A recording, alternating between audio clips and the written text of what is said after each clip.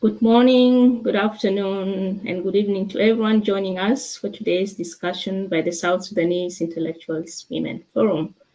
My name is Dora Poniloro, and I'm honored to be moderating today's discussion on parental involvement in children's education, benefits and challenges. These phenomenal women here will give us some insights into this topic, so I'm really honored to be with them today. So I'll not introduce them for you, but they will be introducing themselves.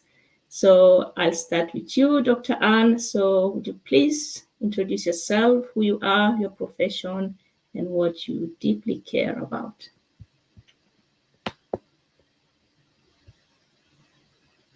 You are muted, Dr. Anne, sorry. Sorry about that. Thank you, Dora, and thank you for inviting me to be part of this panel on this very important discussion. My name is Dr. Anne Lomole. I'm a pediatrician and I'm an infectious disease consultant. I'm passionate about child health and about preventing disease in children, especially infectious diseases in the under 5.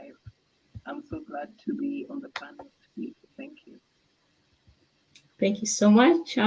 Regina Koch.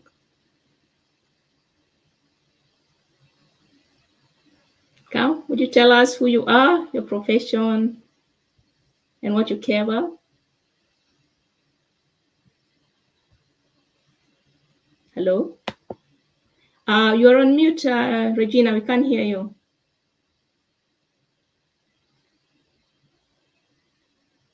Okay, so we go to Dr. Sarifa. Would you please introduce yourself? Hello, and thank you so much for this invitation to be a part of this panel discussion with such amazing, beautiful souls. I am Sarifa Mulanarnes. I live in Norway, but I'm originally from South Africa. I'm an activist, a mother, as well as a social entrepreneur. I work with professional women with an immigrant background to create safe spaces for them to reflect on who they are, remember their purpose, why we are here, as well as to reclaim their voices, to speak their truth unapologetically, and to reclaim their authentic selves so that they can actualize to their full potential and shift the narrative of who we are in the diaspora. Thank you so much. I'll then go to you, Rosie. Okay, would you please introduce yourself for us? Good morning, everyone. Good afternoon. My name is Rosie. I've been known with name Raja. I live in Canada. My profession, I study psychology and sociology, and then also I'm a family life coach. I do care to, I like to see a healthy child and healthy community. Thank you so much. Gunelu Kudo, would you please let the audience know who you are and what you deeply care about? Hello, greetings, everybody. Thank you very much for having me on the panel discussion. I'm Gunelu Kudu. I am a family financial broker. I educate families to leave a financial security for their families and the generations to come. When saying that, it's because moving to Canada, we, like the community, we don't know a lot about what is happening. That's why discussions like this help us to come together to share ideas and awareness to help our communities move forward and change. I'm passionate about helping families, and as a parent myself, it is a long journey. So we are all in this together. Thank you very much, guys. Thank you, Gune. Regina Koch, please introduce yourself. You are on mute, so please unmute yourself before you speak. Okay. Thank you. I'm sorry I couldn't hear all the introduction, so I had to leave and get back. My name is Regina Koch. I live here in Canada, Saskatchewan, Regina, for the last 23 years. I'm a teacher. I'm also trained as journalist, so from time to time I freelance. Interested in education, of course, I have to be, and women issues, women's rights, social justice issues, women and war. I like to write some poetry sometimes. When I studied at University of Cairo, English department, and I have also postgraduate diploma in international relations, that from University of Khartoum. You can tell now I'm very old. When I came here to Canada, I said, okay, I want to be a journalist. I was raising my son. I think it was hard to get into the profession. And then teaching came back to me again, which I really love. And yes, so I'm so excited to hear all of you today. Thank you for inviting me. Nice having you on the panel with us. Yeah. Would you please mute your phone, Regina? Yeah. Thank you so much. Yes, our topic today is parental involvement and in children's education. Parental involvement refers to the collaboration between parents and the school to improve the children's education, experience, and academic performance. Parental involvement may vary depending on parents' capacity. It can include discussions after school, helping with homework assignments, engaging in extracurricular activities, keeping up with academic process, imparting also parental values, or participating in parent meetings, attending school activities, and volunteering in school rooms or in classrooms. Several research have shown that students earn higher grades when parental support enhances their self-efficacy and self-esteem, and when they feel that their parents pay attention and care about their education. And also some other studies. I read a study, a meta-analysis of about 66 studies that was done in the US and in some other countries in Europe, that parental involvement and engagement shows that most accurate predictors of student success are not family income, because sometimes you could think that if families have better income or social status, their children would be doing better at school. But that's not the only predictor of academic excellence, but the extent to which parents and teachers actually work together to facilitate the child's education is really important. We see also that when parents are involved in children's education, and especially like in elementary school, we see that children attend school regularly, they have better social skills, and they have improved classroom behavior. So these are important factors that also make children's education better when parents are involved. So today, these amazing women here will give us an insight into how parental involvement is important in children's education and how they also, as parents, have experienced the collaboration between school and how they've been involved in their children's education. So I'll start with Regina, who is a teacher, and Dr. Ann. I'll ask you the first question on why is parental involvement important in children's education, and how early actually should parents get involved in children's education. So if you could start, Regina, and then Dr. Ann, you can chip in. You are muted, Regina. I have to remember that. Yes. Thank you very much again for inviting me. I think you have touched on the most important things. Parents should be and must be engaged, involved in their children's education because they want the best for them. That's the first thing. They started as parents. You were the first educator for your child before you introduce them to the world outside. You teach them how to behave. You teach them how to. You tell them stories, read and write, and when they are playing with their siblings, the values of sharing with their friends, to be nice, to be kind. So when they go to school, that's the place where they want to expand their wall. It's not only the family. So that is the most important time for parents to be plugged in their development, their learning. And as you said, Dora, studies have shown that students that have their parents involved in their education lead to greater success in life. I teach in high school. This is where a student may start to be absent from school for different reasons. Not always students fall. It could be students whose parents are involved in their learning have in fact better chance to attend school, to do well because they have regular attendance. They know their parents are involved.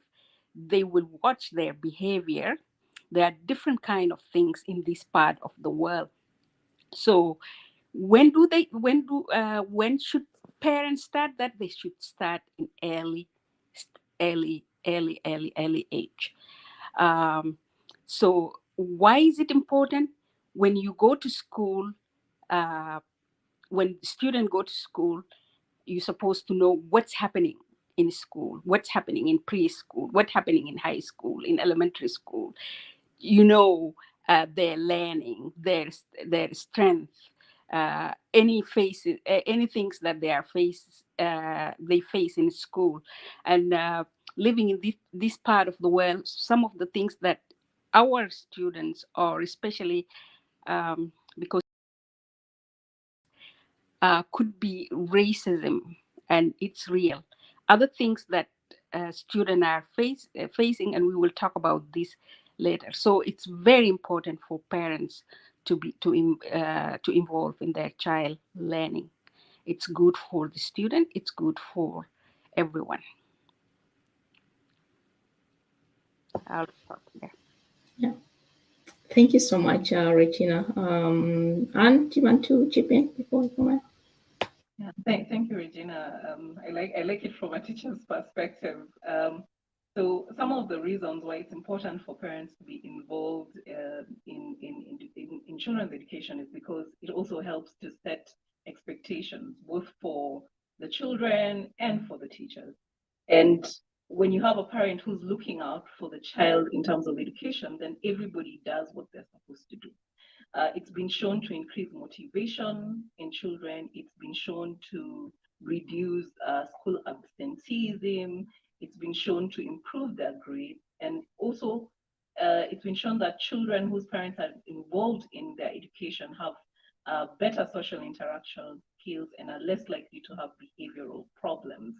And this then also translates into the rest of education, whether it's high school, university. They then also develop a lifelong love for learning. So it's very important for parents to actually be involved, because then the children then are able to see that this is important. If my parent also thinks that this is important and goes out of their way to participate, to attend school functions, volunteer, to communicate with my teachers, then they are watching and they feel this is important enough to be followed up. And therefore, the children then also are able to put importance in their education because of that.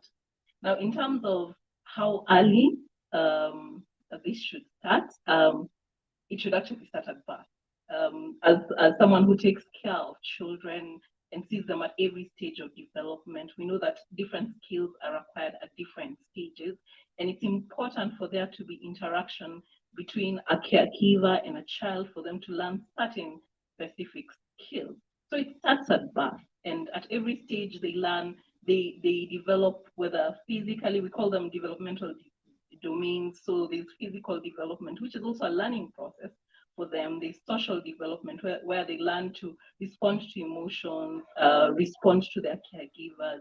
There's cognitive development where they're able to also process information from the outside world, organize it, emotional development. And this requires a lot of interaction with caregivers, even social development. And therefore, because of the fact that children change with age and gain more skill in doing complex things, there has to be someone there who's able to guide them, and able to also show them what to do. I have a professor of mine he was a psychiatrist. He used to say that when it comes to children, it's a monkey see, monkey do kind of situation initially. So they imitate what they see from the adults around them. So since the parent is the primary person who comes, or the caregiver is the primary person who comes into contact with them in the beginning, before the teachers, they have the responsibility of setting the foundation for education and for skill acquisition. And we know that within the first 5 years of life, that's when the brain development is at its greatest and fastest. And this is when they develop connections in their brains that help them to learn, and some connections are also lost. So it has to be very intentional, trying to teach children skills in every area of development to ensure that by the time they're getting into formal education, there's a basis, there's a foundation, there's a desire for learning, there's a desire for experimentation and trial and error. And this is something that is put in them by their parents or their caregivers. I just need to emphasize this one point, that it's important to also have a safe environment in the home for learning to take place. That is very important. That's the basic thing that needs to be there so that learning is encouraged in the home environment. Oh, thank you so much, Regina and Anne.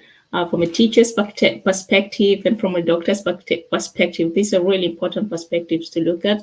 And it's, as you mentioned, it's as early as possible, because already from birth, we are interacting with our children and we are stimulating them. We're stimulating some, nerves into them. We're stimulating some, skills and teaching them actually values that are important, because at a certain age, if we don't start it so early, it would be difficult to start teaching them at a certain age when they haven't learned those things from the early ages. So thank you so much for this input. It's important for their motivation to continue going to school. It's better for their social learning, of their social interaction, to be with others as well.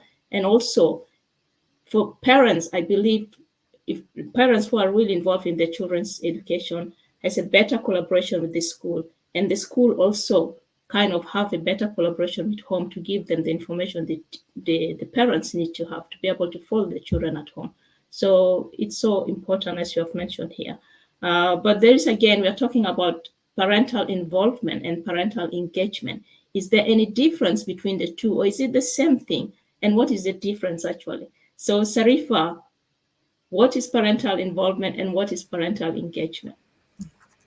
I think my sisters here have captured it very well in terms of what parental involvement is, and you yourself defined it as a starting point.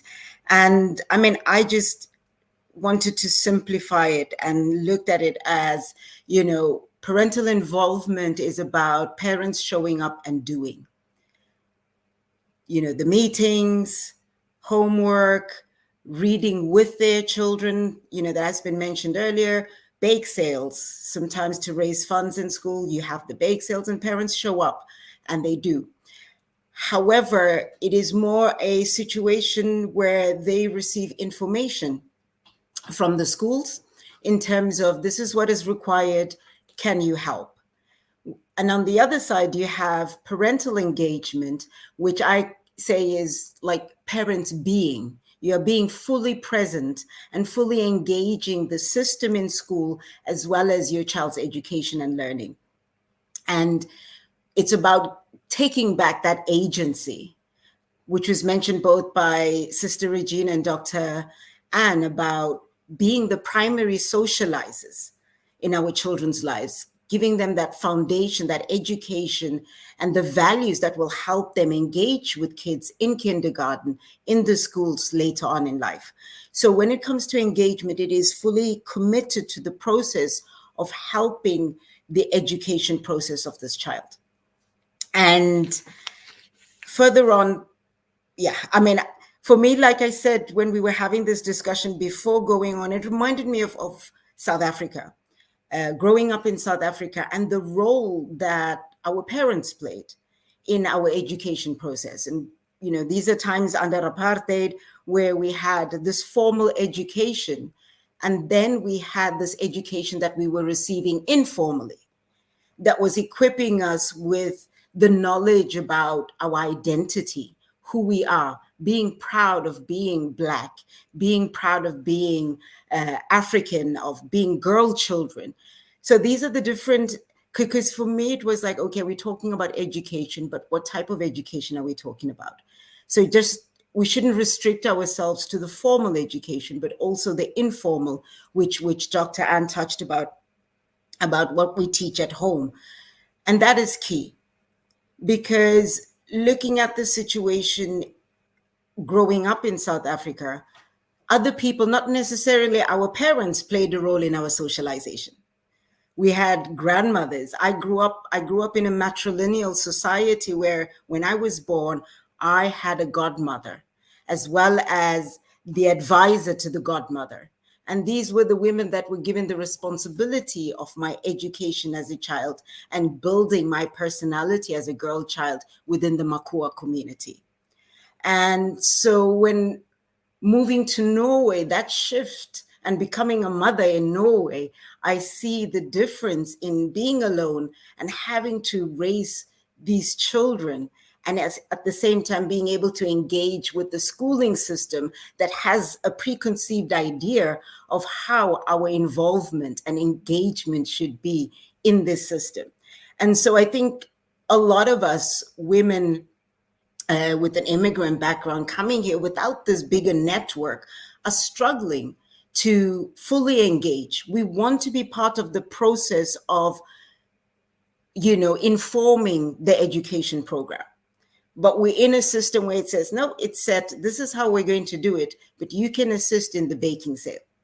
So there's this issue of us being engaged with the school and us being engaged with the education and continued learning of our children. And these are different things, because I think sometimes we work with mothers, you and I know, speak a lot about this, Dora, where they feel that the school thinks that they're not interested or involved or don't want to be engaged in their children's lives. But they're caught up trying to survive, basically. Learning the new language. Norwegian is not an easy language to learn. Having to deal with racism, having to deal with this system that works against us in this very individualistic society. And it's a constant struggle. And so when you miss or you forget the parents' meeting, it's like, oh, they're not interested. They don't want to get involved in their children's lives. But it's not so. Because let's admit it, we live in patriarchal societies that require us to work hard and then to be able to ensure that our children go to school so that they tomorrow would be working hard to become consumers within the system. So we need to shift the narrative and say, okay, which education are we talking about? And when we're talking about education, are we relating it to the school, or are we relating it to how do we raise our children with what values, reminding them that you are beautiful African children, and no matter who says what to you, this is who you are. And this is your foundation that would help you through society. I don't know if that helped. Absolutely. I wanted to say amen to that. Yeah. Yeah. But the thing is, what we're talking about is just not one thing. It's on different levels. And we need to probably begin to unpack on which level we want to talk about. Because the school system itself, I have issues with that. And how I personally, who is an educated woman, who's made time to engage with my children. But the challenge is, how do I show up to these meetings and so forth? Absolutely important to stress on the non-formal education. That is what actually, that's the starting point of getting us into the educational system of the formal one. So you have touched on very important issues here that Regina has to answer in regards to the schooling system and how actually the school, what expectation the schools expects of parents, and what parents also, what capacity as the parents to be able to meet up to the expectation the school system has for them. As a teacher, Regina, what are your experiences regarding parents' involvement and engagement in their children's education? You hear Sarifa mentioning the complexity about it, of having that formal type of education where we get of home, we get our values from home, and we meet a system which sometimes challenges also how we as parents are trying our best to reach to the expectation. So what is your experiences regarding parents' involvement and engagement in children's education? And what expectation do the schools in the US have for parents, and especially in regards to immigrant parents with limited knowledge of the language, like English language? How do they live up to the expectations that the school system has for them? Thank you very much, and thank you, Serifia. Did I say your name? Sorry, excuse me. I'm really Sarifa. Serifa, yes.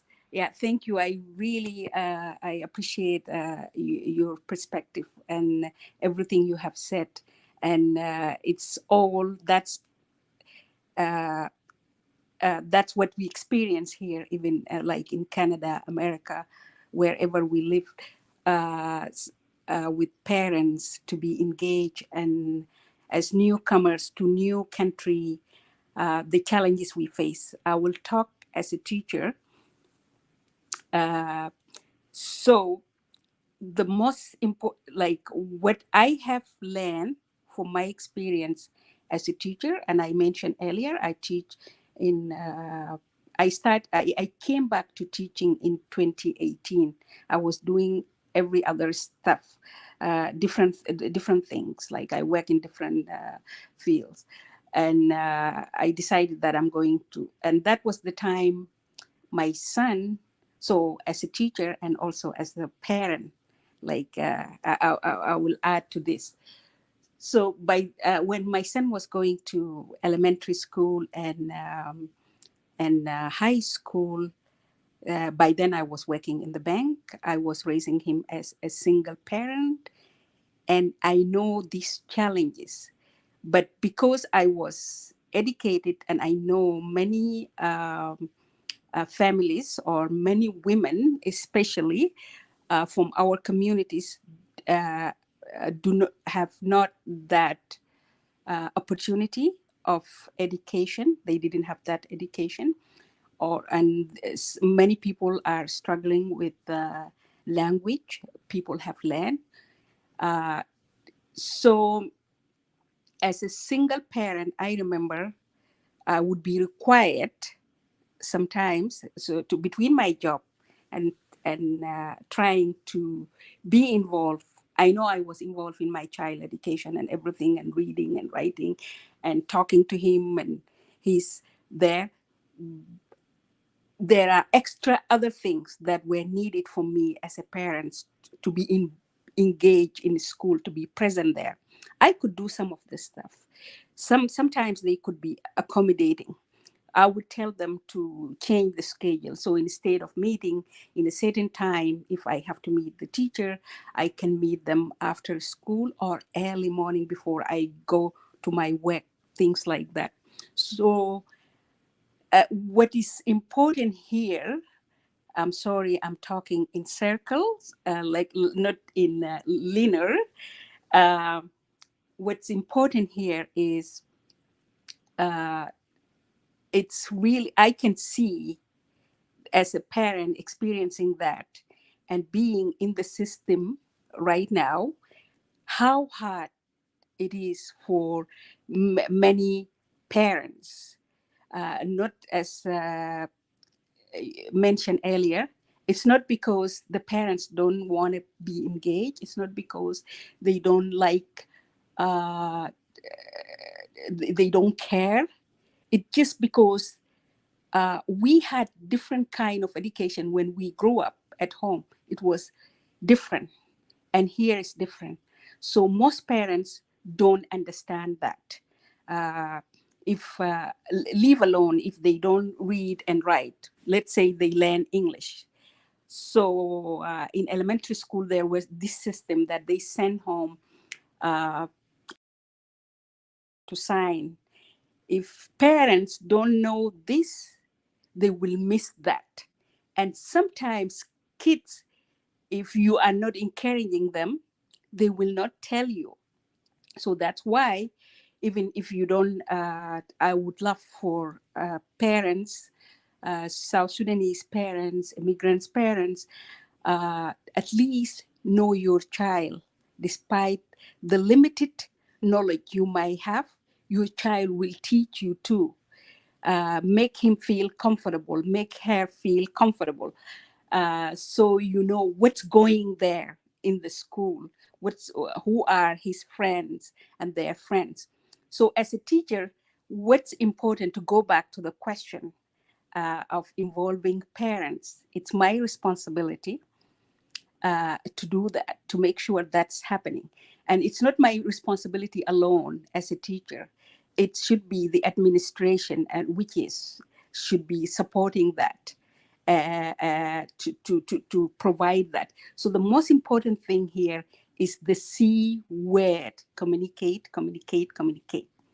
You don't, I don't only, that's my experience, communicate negative behavior, but positive things and children's achievement at the beginning of each semester, or at the beginning of the first week.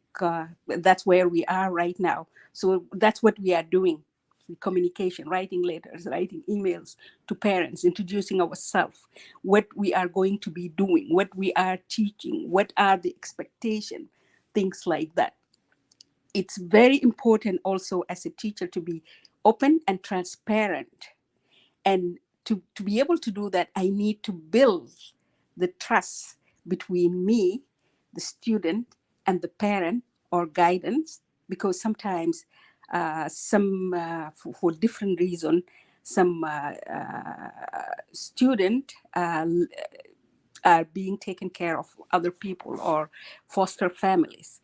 So the challenge even of communication of or involvement is not only a challenge for immigrant parents.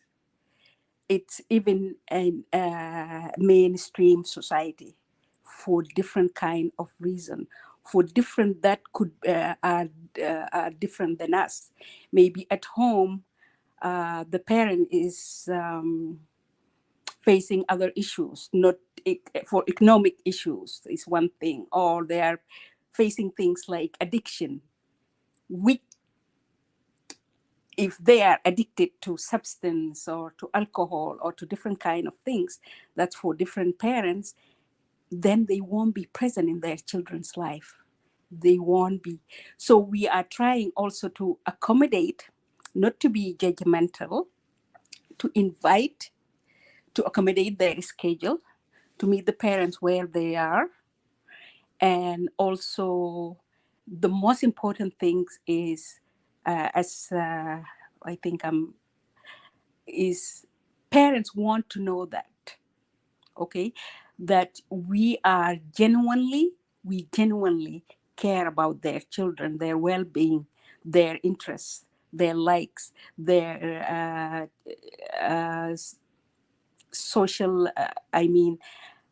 so social, okay, like social skills and everything, their strengths and the way they need to grow. In this part of the world, of course, we use different tools for communication. There are communication person. We have things like two-way, three-way conferences. Two-way is the meeting with the student at the beginning of the year. It's not only yearly, setting goals for their learning. you talk with the student, and then there is a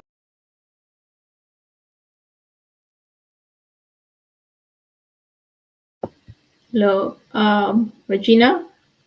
We can't hear you. I don't think she's hearing us as well. Hi, Regina. No, I think there's some technical problems. We are not hearing her, and I don't think she hears us either. Yeah, Regina is trying to give us an overview of how she, as a teacher, and how the school functions, how they try to help parents to get involved and engage in children's activities. She was trying to tell us about a tool that they're using to help parents get engaged. So we'll just wait until she gets back.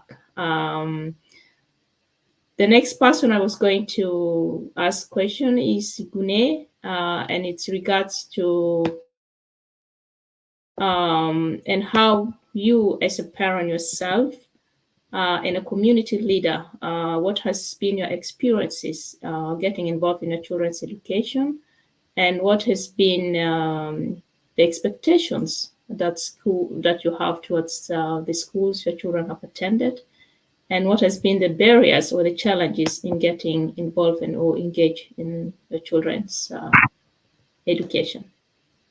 Yeah, thank you, Dora, very much. Can you guys hear me well? Yeah. Yes, that's good. Thank you, guys. As a parent, a community leader, maybe I've learned it from my parents, because growing up, both my parents were teachers. So I learned to read before starting kindergarten, even in Cuba Modern. My mom would put us down, and then I read, my brothers would read also. This has helped me to do the same for my kids, especially my first older sons when they started school, because they're just 1 year apart. So when the older one started right from kindergarten, I was there, carrying the third child in a car seat. I volunteer in their class, helping them with reading. In kindergarten, I will help the kids do reading. Volunteer if there is a field trip. My kids, and I used to be the only Sudanese or African parent that time. I'm talking like my older one started school 2007. So I used to be the only parent. So most of the African parents will come to me and say, oh, please take care of my child. I will say, well, they divide us in groups, and then we go out for the field trip. Any trip. And it makes the kids happy. They behave well in school. They do well in school. And I've seen it. Because with my own kids, the principal would always tell me, oh, how comes your boys can read better than the other kids? I said, oh, we have challenges, because some of the Sudanese parents, they are not educated. Some are from the village, war, and especially most of the women are not educated. They have not even gone to school. So it's either they speak their dialect, and then they need somebody to translate, or some speak Arabic. And I usually find myself translating people's problems. And I still remember the principal would always tell me, I wish you're studying social work so you'll come and work in the schools. But how many schools am I going to be there? We have a lot of Sudanese families. Imagine in one school you get 40 kids or 30 kids in one school, and most parents are not there. And I usually tell the teachers in school, I say, please, if my child does anything, do not hide. Because I know some of the teachers, they hide things from the immigrants' parents, especially when you are not involved. And they go like, oh, I'm sure they're not even interested. But these are our children. We are raising them in a new environment, in a new place. There are challenges, but we have to come out and do our best. And I've seen it with my own kids. It made my older one, when he finished high school, this is what he did. It's like, most of my friends are taking time off. I said, and it's like, no, I thought of taking time off, but what am I going to do on my time off? Travel and do what? I said, then you better go to college, finish your whole program, and you have a lot of time to travel. I did that because I have seen that when my other son was finishing high school, they gave him classes that will take him just go and do trades. This is another thing I don't know, like with Reja, what are the career counselors doing? You see? They will just encourage the kids, oh, you can go and do trades 2 years and you get a journeyman certificate or trade certificate. You can work, you can make money, you can help your family. What if the child is looking forward into pursuing a different career, going to medical field, going to do the dental? Now, at least most of the younger generation, they will tell the teachers, no, I don't want this. My son has to go back and take physics every Saturday in order for him to go to he's doing electronic engineering, so he can get into that program. He had no physics in the beginning. I told him, how comes you have chemistry, you have this, where is physics? It's like, my career counselor said it's not important. Oh, I went to the school. They know me from kindergarten up to high school. I went there, I said with the teacher, I said, no, I told the teacher, I said, you know what? My parents were teachers, so I'm using the way I grew up, the way my parents were involved. That's why I am also doing it for my kids. They said, oh, so far within the South Sudanese community, there are 3 of us who always come there. There are 2 other gentlemen. I was the only lady in that school. And some of the African parents, they will come there because it's high school. There's always problems here and there. So we did our best, but we're still trying, and every day is a learning opportunity. And to come to barriers, most parents like to help their children, but they have challenges. One, financial problems. They have to work, put food on the table, have a shelter on their families. So these are the challenges, one of it that is affecting most parents.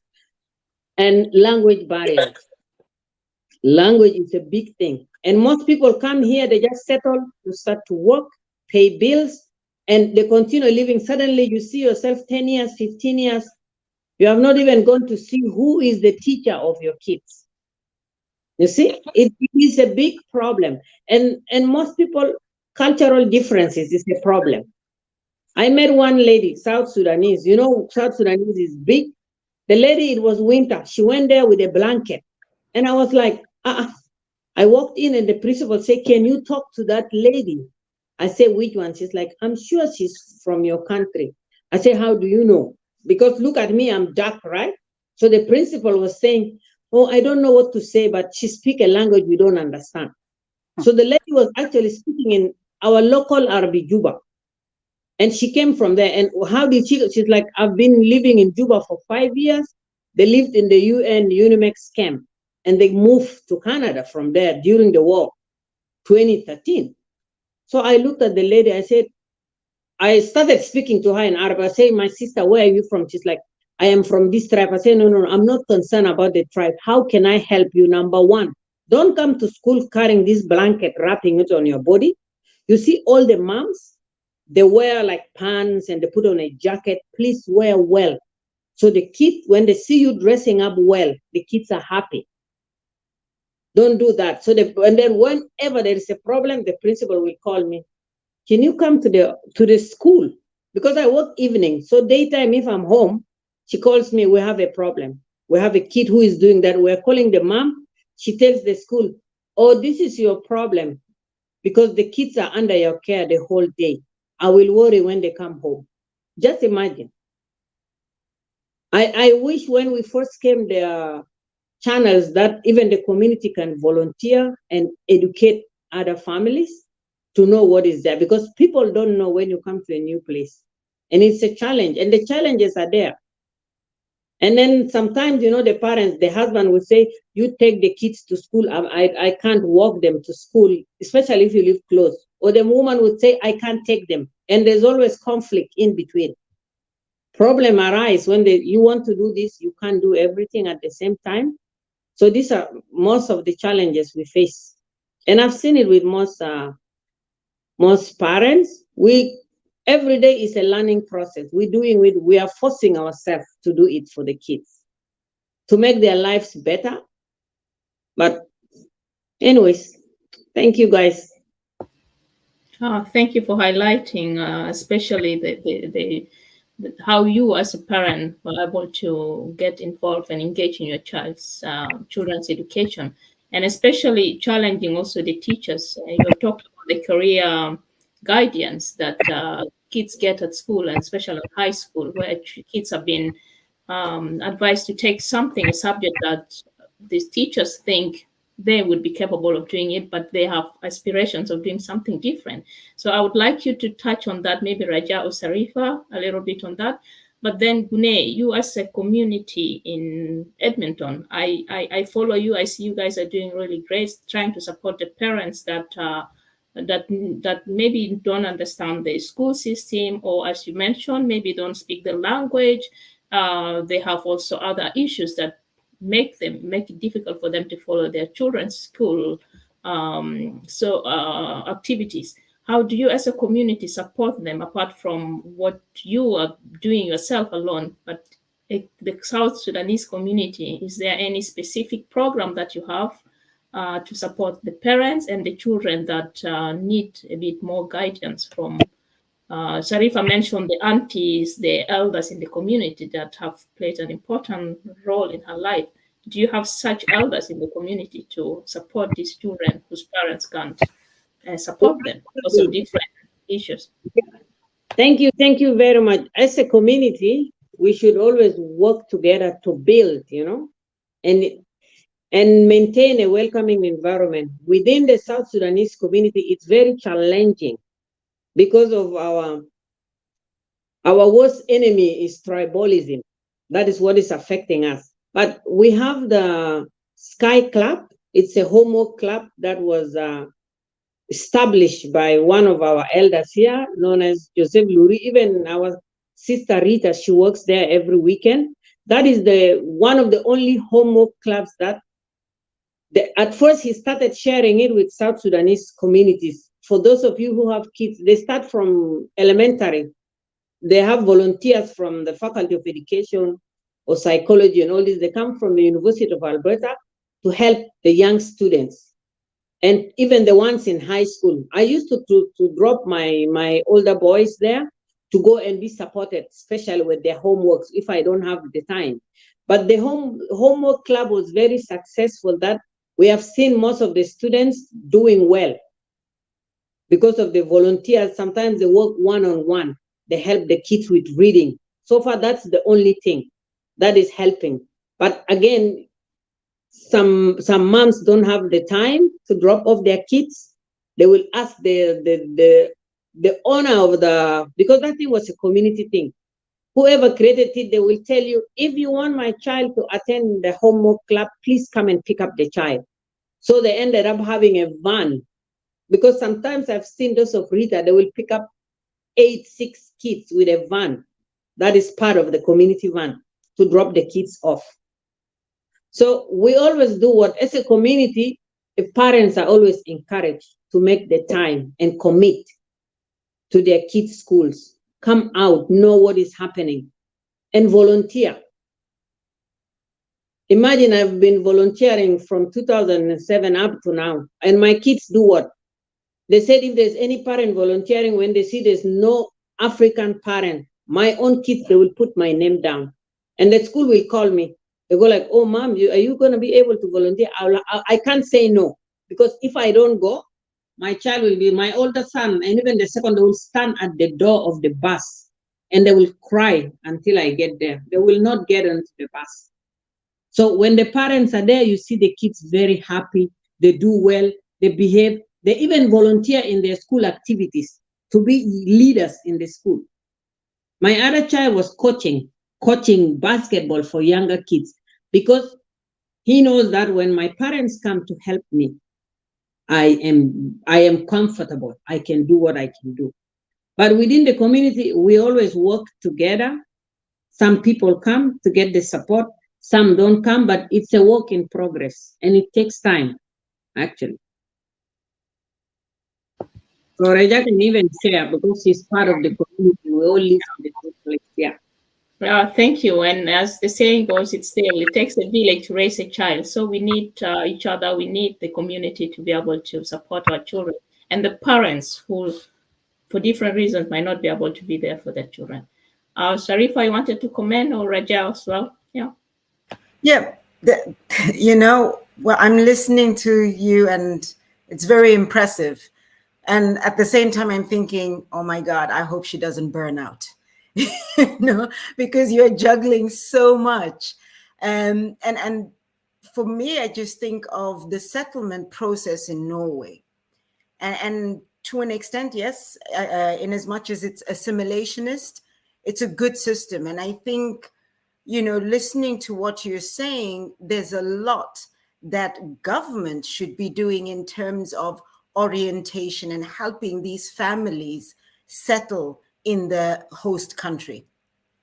And I mean, having worked for many years in the refugee, what is it, services and inclusion program in Norway for local government, that was exactly what we did. We took parents from the airport into the communities and helped them for a period of 2 years to get settled and to understand how the system works and how to engage with the school, with society, and with different stakeholders, so that they take ownership not just of their own lives, but of raising their kids within the new society. And so, yeah, whilst it's great to have this culture of volunteering, it's very important that we have our aunts, our grandmothers in this new space. But at the same time, we need to also advocate for people responsible for the settlement process to take that responsibility and do the job of helping these families that they've brought to Canada, to help them to settle, to help them to understand, and to help them to understand when you are going to turn up into the meetings, this is how you show up, this is how you dress for these meetings. I think, in as much as you're doing amazing work, you also need to long-term advocate for these institutions to take responsibility so that they don't take away your family time and Gune time. I just wanted to add that. Thank you so much. That was beautiful. Thank you. Regia, you want to comment on what Gune has said?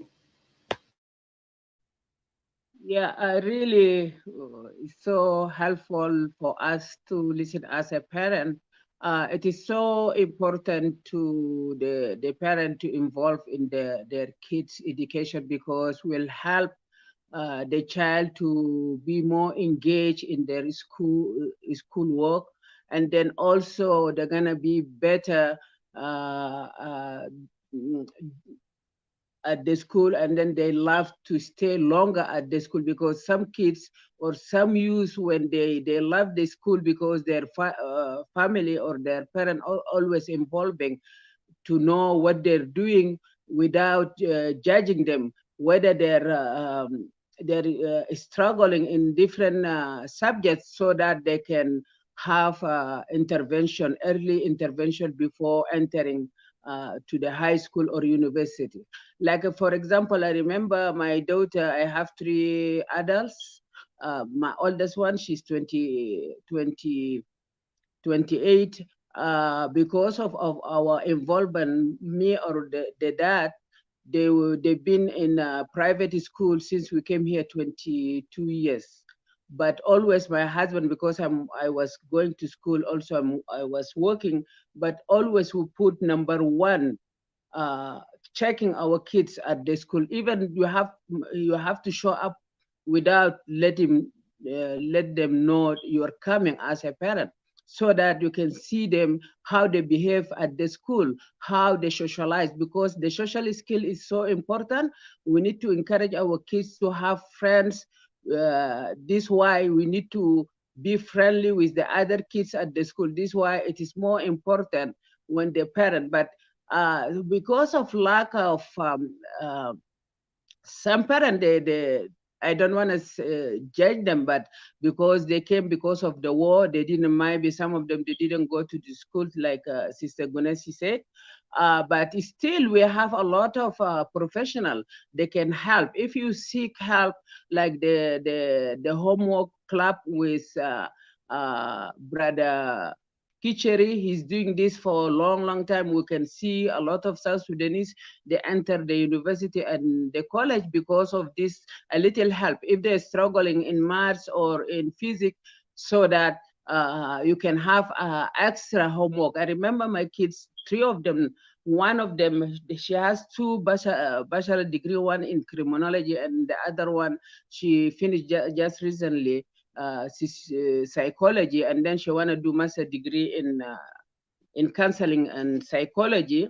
Yeah, always we hire people to help, even though they've been in private school. Private school, it is an extra effort the teacher they're gonna give because you pay money. But the education in Canada in general, it is powerful. But still, if you have a child they're lacking some stuff, you can have early intervention. This is why I really encouraging those parents, make a time for your kids. You don't want to feel like too late when your kids are gonna go to university or college. They don't have those subjects like Sister Gwene said.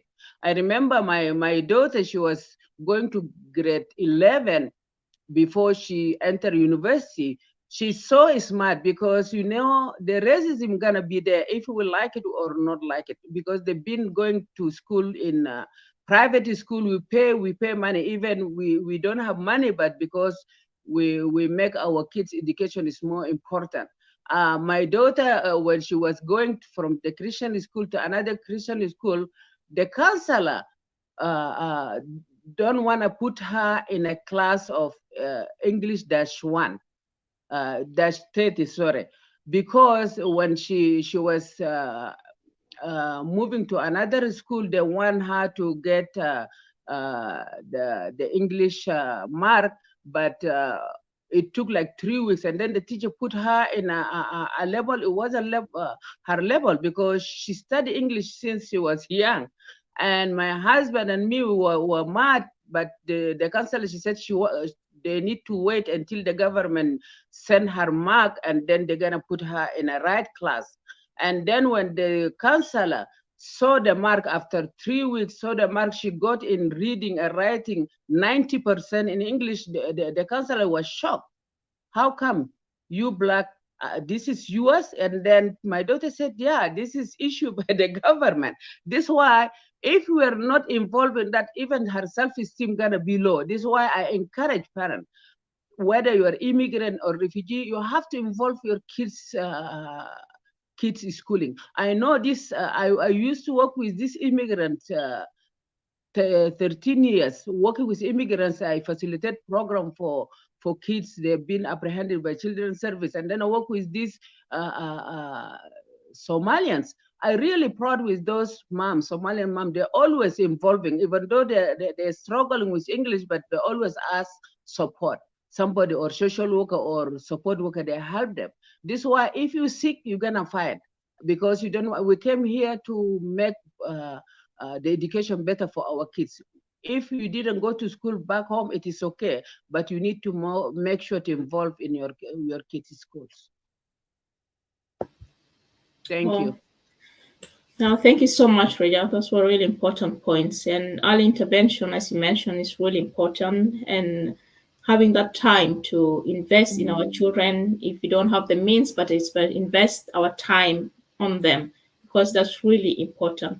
And the community, mentioning the community as an important aspect in our children's education.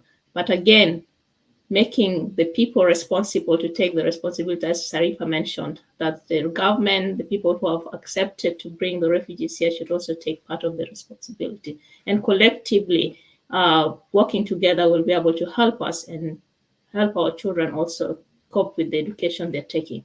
And that brings us also into this topic of children with special needs, because now we are talking generally about children, but there's some children that need extra care. They need extra follow-up, not only from the parents, but also from the school and from the institutions that are involved in. So children with special needs, they require good school-home collaboration and coordinated services to be able to meet their educational needs and other needs that they might have. So my question is for Dr. Anne and Regia. What are the common learning problems or disabilities that school children have? And what signs should parents look for? And how should they seek intervention from professionals? How soon should they seek for intervention? Dr. Anne? Thank you, Dora. Yeah, that's quite an important question because I think to a large extent, children with disabilities or learning problems are sometimes left behind because no one is able to, many people don't actually know how to help them and shy away from involving themselves because it's really difficult to give them the kind of education that they need. So some of the common disabilities or learning problems involve various what we refer to as domains, in the sense that they can affect anything from the physical to the brain, to the thinking capacity, to certain learning disorders that affect how they read words and all that. So when it comes to the physical issues, you can have children who have are not able to see, are not able to hear,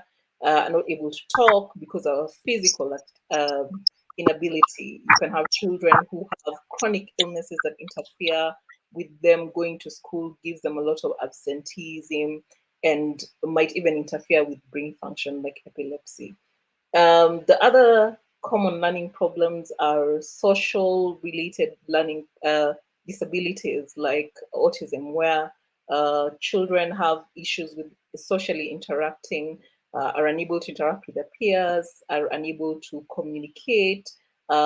It's an issue with basically social functioning that might interfere with learning. The others are emotional or behavioral issues. Some of the more common ones are attention deficit hyperactivity disorder, where children are very impulsive, they have issues with attention, and they can be very hyperactive to the extent that sometimes they're unable to learn, or even some of them even don't develop speech at the time when they're supposed to. Then there are also children who have language or speech disorders, which could be for various reasons that might lead to delay in speech. They might have issues with stammering or slurred speech. They might have an inability to express themselves because of the way their brains are designed that interferes with that. Then there are those ones who then also have issues with cognition in terms of how they think and their intellectual capacity for various reasons, either um, illnesses that probably happened while they were in the womb or around the time of birth. So they can involve anything from infections to what we call metabolic disorders, to the way the brain is formed, and to issues with oxygenation when the baby is being delivered. Now, some of the signs relate to the various You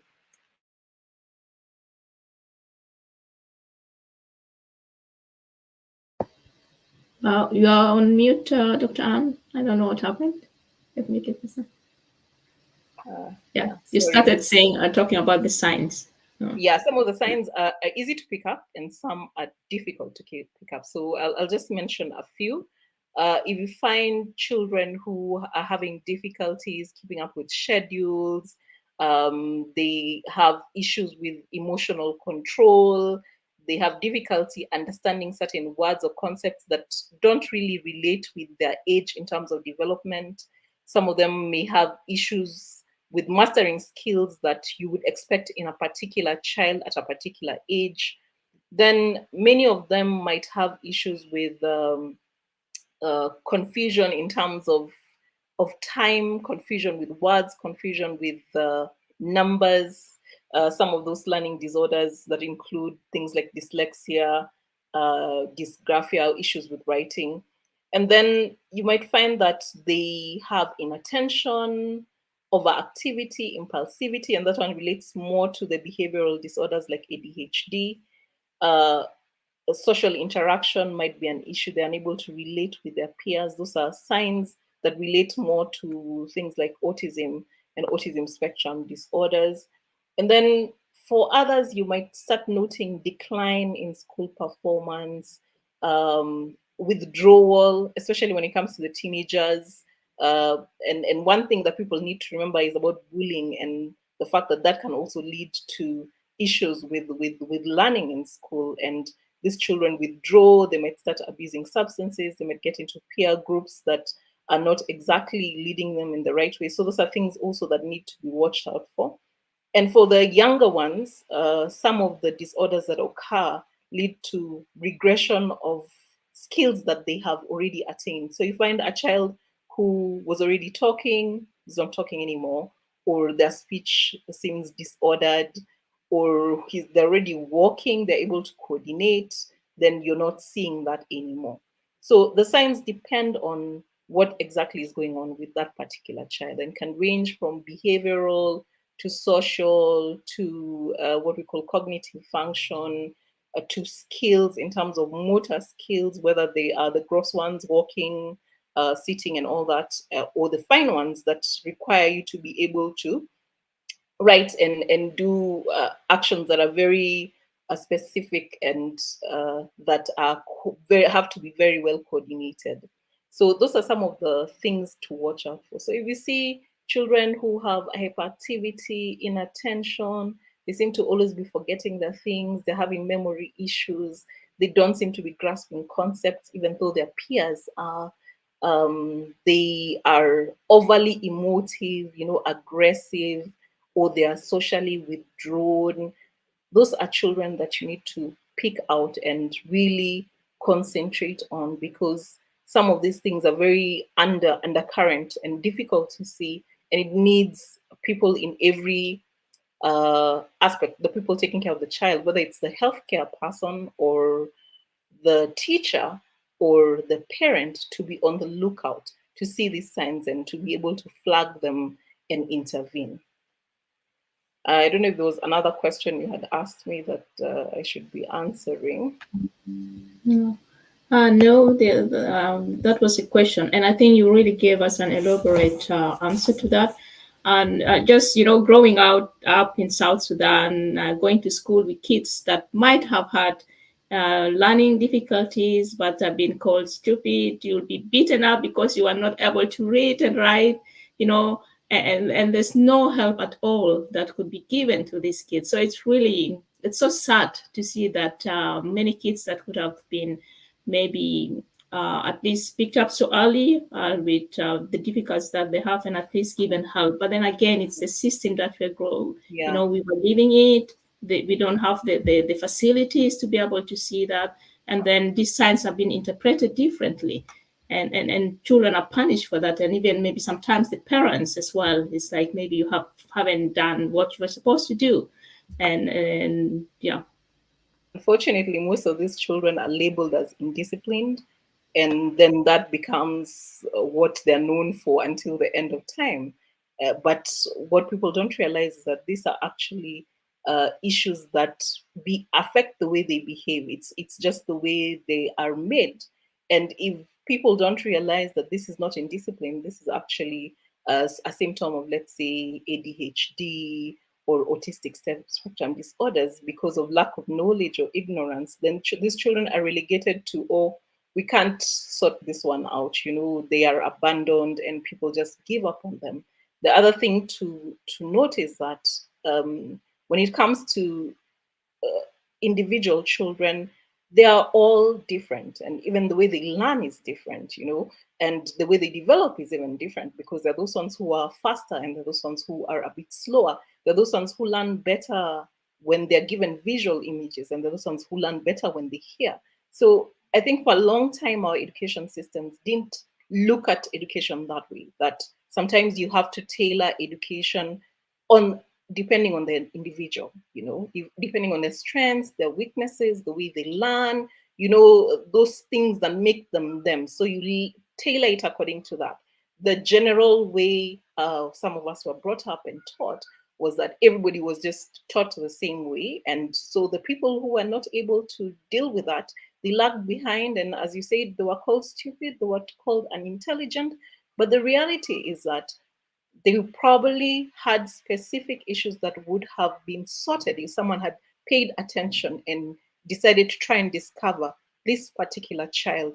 What is it that we need to do for them to be able to learn because of their various strengths or weaknesses? So it has to be, to some extent, individualized, and that's why it's also important to have setups where the teachers intentionally interact with the children, and the caregivers are also on high alert and educated to be able to pick up the signs when children are actually struggling. Thank you so much, Dr. Ann. I think this will take it in the next discussion to see what is being done down there at home to help kids with special needs at school and stuff. So thank you so much. Regina, as a teacher, how do you meet these kids at your school, and what's your advice for parents that are having children with special needs at school?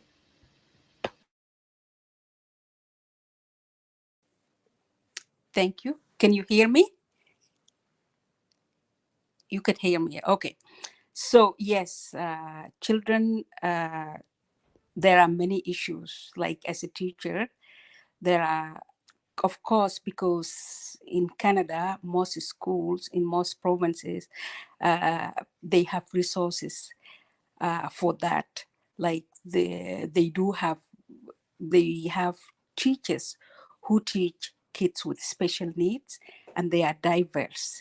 Sometimes they are integrated into the school, or sometimes in the classroom with the mainstream, and sometimes they have their own classes. And so within mainstream student, they may suffer different kind of things. Thank you. You elaborated on many disabilities or different abilities for learning for a student. And now what I see in my class, it's sometimes there are things that hinder learning or attendance, like health condition. There are students, maybe it's not mental, it's physical illnesses, or it's depression or anxiety, learning disability, as you mentioned. Sexually transmitted disease, like I remember in one of my classes, it was in close to me. I couldn't talk, of course, about that. I'm not mentioning any names, but for me to know, and about, sometimes it's allergies. Kids, they have allergies, so I will be careful. That is disclosed to classroom teacher. The things, it could be physical condition, mental, emotional distress. These are special needs. Accessibility in school, and that's a responsibility of school, for wheelchair, for different kind of things. There are kids that like to be alone, one-on-one. That's why we have in our schools programs that is for kids with special needs. It's not only the teacher, with the team of EAs and IA, instructional assistant or educational assistant, to help the teacher, because the teacher alone cannot do it. Yes, because some students need one-on-one, some students learn visually, some students learn by doing, some students have are facing these issues. And also with the diseases, that's what I find, like there are kids who have chronic disease. Sometimes it takes them away from school.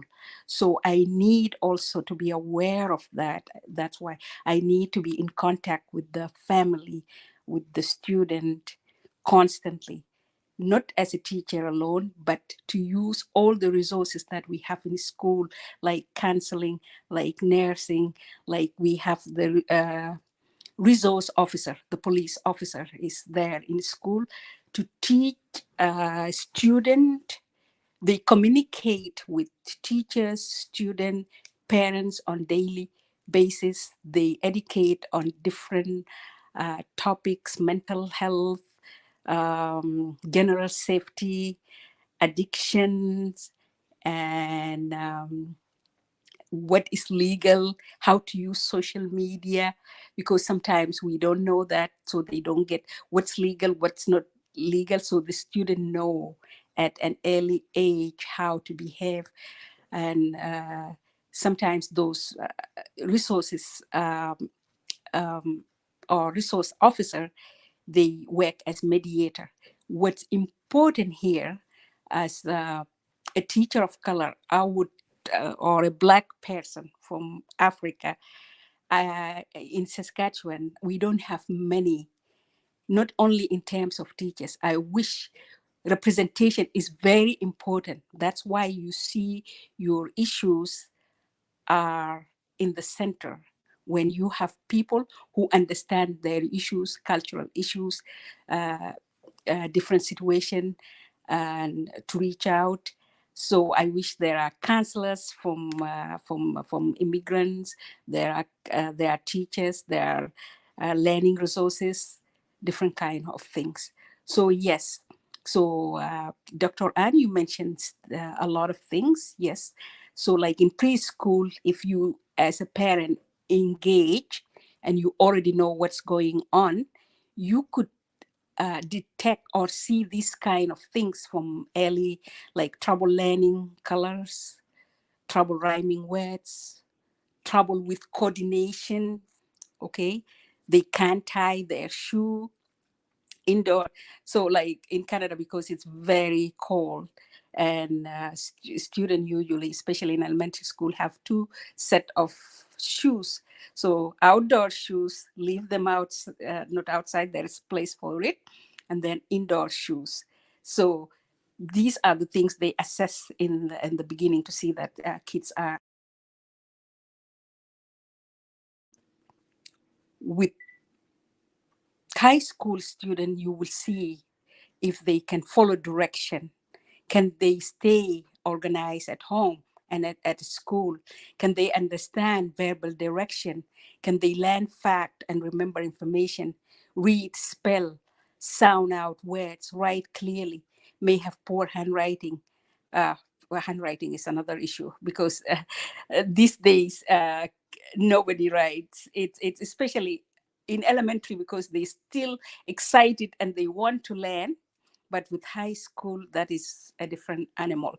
So and I realized that, and especially boys, and that with mainstream students to do math and calculation or focus or can finish their work on time. These are things that I have to realize.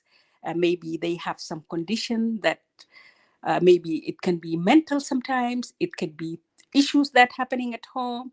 It could be a child who lives in environment where parents are absolutely absent because they are not there mentally well. They are addicted to substance. It could be all these kind of things. So yeah, thank you. I will stop here. Yeah, thank you for elaborating on that. And I think also it has to do with sometimes the facilities, the services are in place, but then some parents don't get the information about how to access these services. That's anyway an experience from here in Norway, where you see that parents with children with special needs, some of them don't know where to get the help. And it takes sometimes someone who knows about it and someone who can even give them the security, just telling them that it's okay, give them the trust that it's okay to access, to take these services when you're given. Because of this, there's also stigma. Remember that people having a child with special needs is stigmatized in our communities. It's a taboo, and people have to overcome all these taboos and stigma and talk about it, have to be open about it and come and say, I see that my child is not doing well at school. I think maybe there's something wrong. I need to look at it. I need help. Asking for help is not easy. It's difficult for most of us. So it's good that we can support each other. If you see that someone's child is having some problems, you can be able to talk to them, talk to the teachers, and that's why parental involvement is really important. But sometimes parents can be so involved or so engaged that the teachers can perceive it as a problem. So my question to you, Regina, not Regina, sorry, to Regia, is can parental involvement or how does parental involvement enhance social and emotional development in children? And what are the negative effects actually of parental over-involvement? Because sometimes you can get so much involved or over-involved in our children's educational in their education, trying to help them do better, but sometimes it can give side effects that they will maybe don't want us to come to their school, don't want to tell us about things that are happening at school. So what is the balance there, and how can it actually in a positive way enhance children's social development? Yeah, thank you for this question. I used to work at this called Parental Center. They integrated to Alberta program called Triple P stepping stones for kids they have a special need. But I don't have this license, but I have the similar license to talk about the principles, 5 principles of positive parenting for working with kids that have special needs. So that because if the parent, they come to our center, they have kids, 2 kids or 3 children, and one of them like they have a special need, not necessary or they have the disability, or maybe a child they're taking medication or strong medication gonna affect their emotional and social. So that will be helpful for the parent to attend this program called Stepping Stone Triple P, so that they can see how they can set up activities at home for the loved one has special needs. Because when you parent a child has special needs, the rules and the regulation at home or the routine has to be different than your other normal kids. Or also parents who have kids that they have a special need, also we need to be mindful when your kids, you engage with your kid schooling, make sure don't compare your child ability, the normal one, with the one has a special need, because you have to treat them differently. This is why it is more important to know that, so that parent, because parenting, it is not an easy job. It takes time, gonna be overwhelmed for the parent to raise the child. But remember that you bring this child in this world, you need to educate yourself, seek professional help. We have nurses, they work with those special needs. Maybe you have to go to the center and then get those skills, so that will equip the parent, or they're gonna have tools in their toolbox, so that they can use it in order to help this child. They need a lot of attention.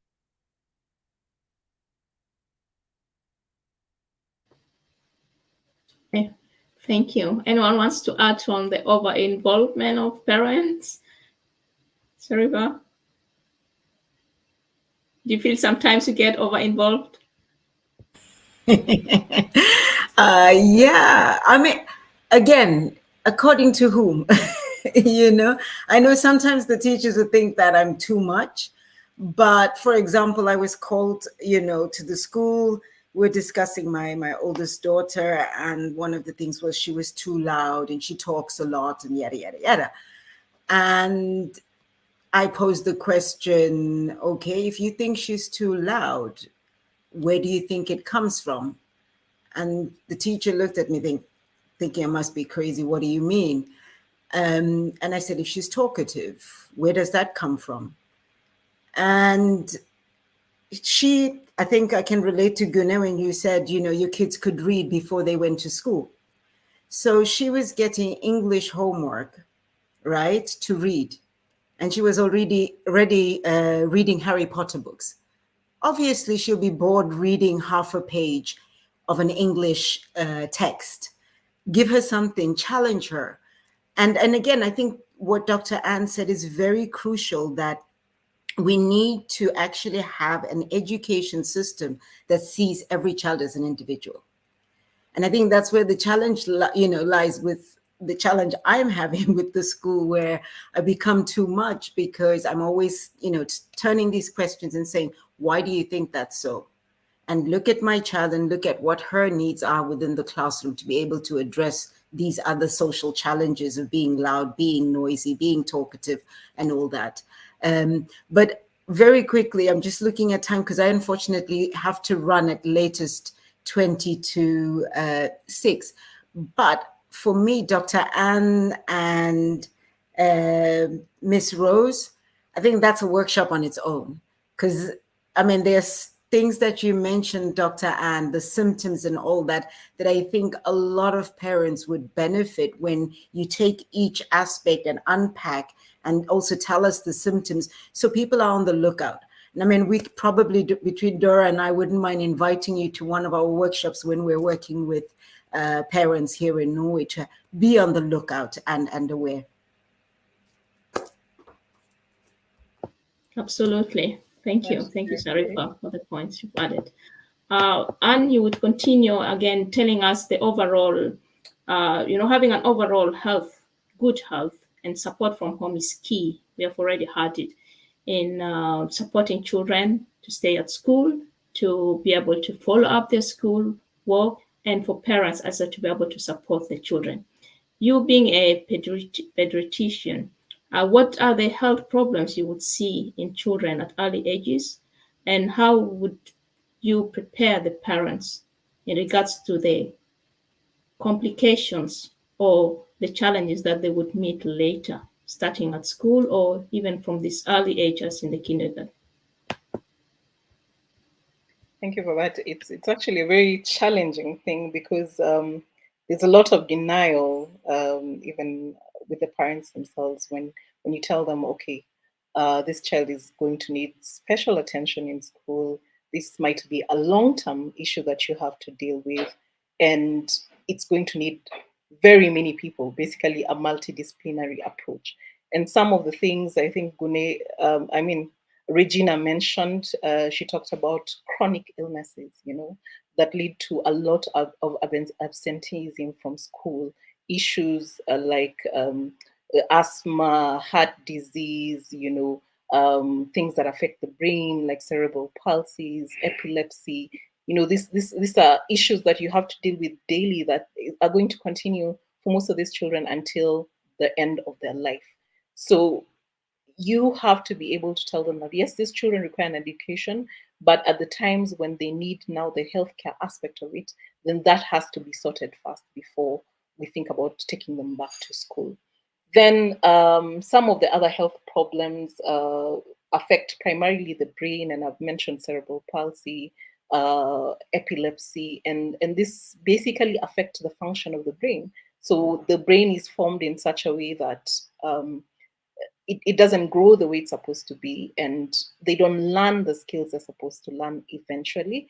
And therefore, the capacity in terms of what they'll be able to do and what they'll be able to learn is limited. And this is something you have to tell the parents at the beginning, that this is what is going to happen, to prepare them and to tell them that you're going to need this kind of extra help.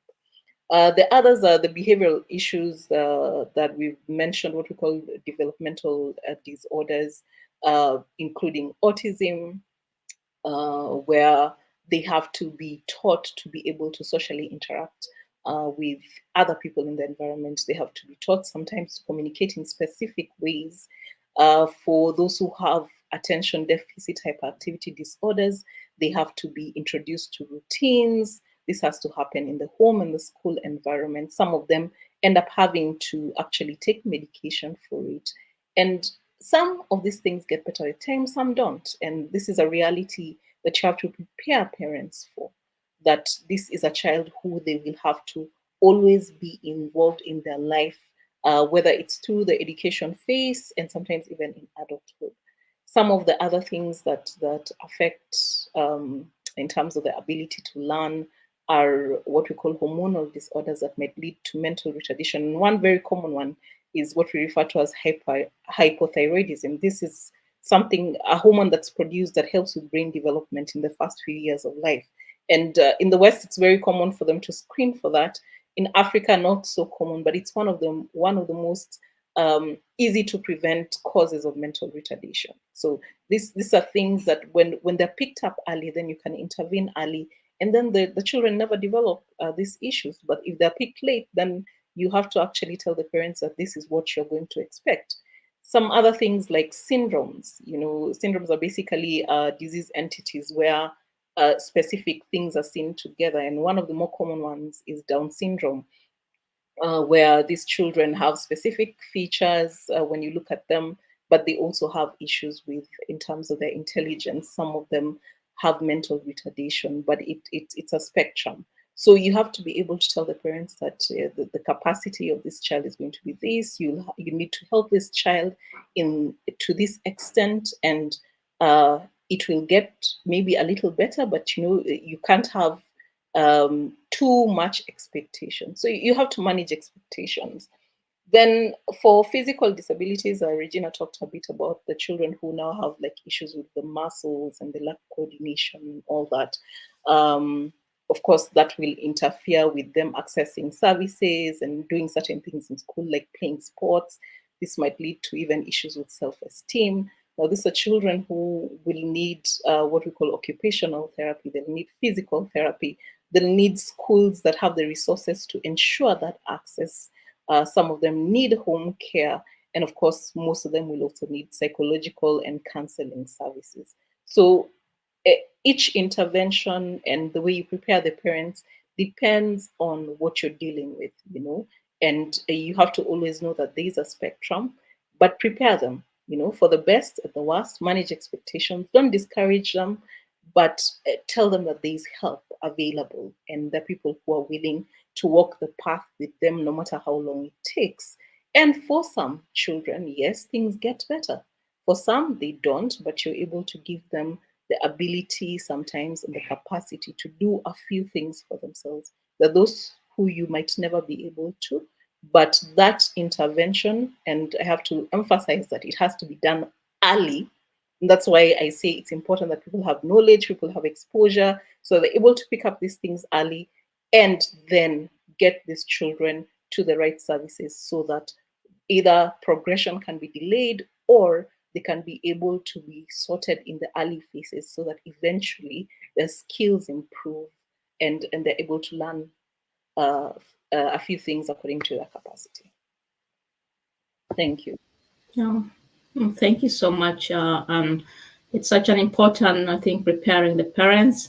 And I believe it really, just imagining getting such a message that your child would need all the help, later on. So it's important that I think parents should also have counseling, psychological counseling, just to go through the thing. And again, we as a community, again, I talked earlier on about the stigma, the taboo of just coping. How do I do that? How do I support the child growing up? And how do we as couple, stay together to support this child? So I think that would be a topic to take next time. So thank you so much, Dr. Anne. Sharifa is soon leaving us, so you'll get your question. And we have been talking mostly, I think, about maybe younger children, but our adolescents, they face many challenges. They have turbulent transitions into adulthood. Regina and Raja have mentioned about racism and discrimination, social exclusion, peer pressure. These are things that our young people experience. So how can we as parents, Sharifa, support adolescents with emotional and behavioral problems related to discrimination, racism, and what measures should schools or teachers have in place to support these young people?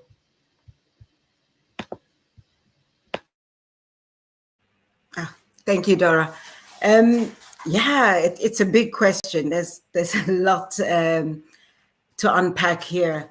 And okay, someone just made a statement. I am an peace activist. I used to work with peace and anti-racism in South Africa, and we used to work a lot within the communities, but also in schools. It's a tough one because we work with parents at the moment who say that they don't have the language to address these issues. We have some people who say they have not experienced racism like I did, for example, growing up in apartheid South Africa. So for them to be able to understand what this means and how to engage discussions around this is a challenge. But because of time, and I think, this is something we should workshop at a later stage. But one of the things I want to say is that use the media. There's a lot happening out there. It's on TV. Use that as an entry point to start a discussion with your child. Or maybe actually, before that, I think it goes back to what we were saying about having a healthy, loving, trustful relationship with our children. And it starts from early childhood, and that sets the foundation for how we engage with them as adolescents. With that said, when something's on TV, let's watch it together and ask questions of, oh my God, what's happening with you? Is this what you were experiencing in your everyday or in school? And this is how it was for me, growing up in South Africa, for example, as a child. This is my experience of racism. This is how it showed up. These were the signs. What are the signs for you? And use what you're watching on TV as an entry point to find out where they're at. Another thing that I do, when we come home, how was your day? What was your experience today? Who did you play with? And this is my way of sort of trying to elicit whether they be included or excluded, what was happening. But to try and find out what is going on. And my day was like this. And this is, showing your vulnerability as a parent, and that you don't have all the answers, and that you could learn from them in terms of, this is what's happening. What are the latest words around being woke or being a snitch or being whatever? These are the words that they're talking about in schools. So what does that mean? And as a parent, try to, show that, hey, I don't know. You're going to teach me now. As a kid, you're my teacher. Help me understand these terminologies, and let's talk about this, have these discussions, engage. And again, a lot has been raised around building community around our children, where even if they don't want to talk to us, that they're able to talk to other adults that are present in their lives, that they trust. For me, for example, growing up, I went to my godmother, who I could speak to about certain issues that I was experiencing that I couldn't speak to my parents. And so these people that are around our children, and I think trying to elicit the feelings. You've experienced this. How did it make you feel? What are the emotions? And if you're a praying person, say, hey, do you want us to pray about it? Will that help? But always take it from there, let them lead the way. We shouldn't impose ourselves and our thoughts, but allow them to lead the discussion and to guide us through these discussions. There's a lot. I'm just trying to summarize a few things. I wrote quite a bit. But when it comes to the school, this thing of where educators and counselors are deciding what line of education our children should take is even evident in Norway and many other places. These are, signs or evidence of systematic racism that still needs to be addressed within many societies. And for me, I always say, I used to work in local government. I was the only person of color in a leadership position and faced a lot of racism myself. And I would always say, if a school, if an administration does not reflect the population, and Regina spoke about representation, if you do not reflect the population of the children in school, then these issues of racism, discrimination, bullying, and all these other things will continue because we're not represented to begin to see these things, because unfortunately, white privilege does not allow you to see these things. And so white teachers would not be able to see these things, or let alone have the know-how of how to address them. A lot of teachers would say that, oh yeah, but we've done maybe anti-racism courses. And you would find that it was by some white expert who themselves have not experienced racism, and it was just a tick in a box. And so when, for example, Regina, you're a teacher, if you are saying, okay, I recommend a anti-Black racism workshop for teachers in my school, then make sure that program would insist on a process of self-reflection and self-introspection, where teachers themselves are given the space to look at their own biases and how they show up in the classroom to teach our kids who do not look the same as many other kids in the classroom. So the school needs to also have a zero tolerance policy for racism, in as much as we have a zero tolerance policy for violence in school, have a zero tolerance policy for racism. Last week, I was speaking to some people who were talking about the fact that there's a separate table in school at the cafeteria for immigrant kids, where immigrant kids are constantly being called names and isolated in the classroom, as well as during lunch breaks. And this needs to be addressed. I find it very problematic that this is going on for many years and that the school has not taken it up and addressed it. And I mean, let alone, I was at a education program conference, and I was the only person of color at the education conference, where teachers, administrators, a whole bunch of people were represented, and I was the only African in that space. And that in itself is problematic. So schools need to, come up with an effort and do something that would ensure that we begin to address these issues, where racist teachers are dealt with. Because for me, if my child is being told that, no, you cannot do that, or you cannot get that grade because you're a Black child, then that needs to be addressed. That needs to be taken up. So there needs to be systems in place within the school where our kids can feel safe, want to go to school, and just are allowed and given the space to bubble and grow and actualize to their full potential. But like I said, there's so much. And I think also one of the things as parents is the type of books we're going to introduce and discuss with our children. For me, I must say, it was a challenge coming from South Africa. The issue of racism has always been in my mind. And I'm like, is it too early to talk about these issues? And I realized that it was not too early, because my daughter already in kindergarten had experienced racism that we needed to address, and we took up with the kindergarten. I had, after the George Floyd incident, my daughter was told, oh, we don't play with brown kids in school. And thank God that we had taken up this issue way before she even started school, that she was able to address it. And I actually got phone calls from the teacher saying, oh my God, what do you do? She was able to address this issue and handle it so well. But also to be able to talk to my daughter and say that, it is not your responsibility alone to deal with these problems when they happen in school, because you're a kid. At that point, she was only 6 years old. And so there's a lot of work that needs to be done around racism, discrimination. But as parents, we need to have these discussions at home.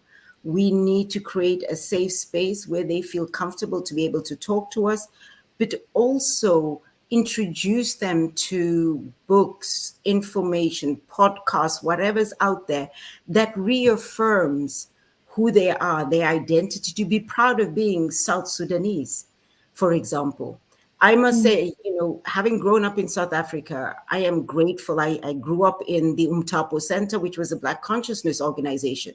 And at a very early age, in my teens, I was introduced to Cabral. I was introduced to Nkuruma. I was, Sekatore, all these amazing leaders, but also books written by Africans about Africa. And so for me, that gave me that foundation to be able to, when I moved to Norway, stand tall and say, hey, this is who I am. I go around with my locks and wearing, proudly African or Black is beautiful T-shirts and what have you, because I have that foundation. And this is the foundation we've been speaking about earlier on as parents, that we need to help our children develop the sense of self-pride, self-definition, so that they can actualize to their full potential, irrespective of what whoever says to them. Oh, beautiful, beautiful. Thank you so much, Sarifa.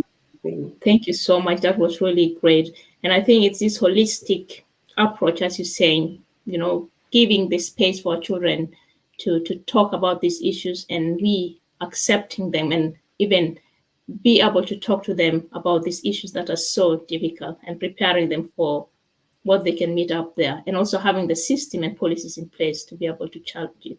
So thank you so much. We have run out of time.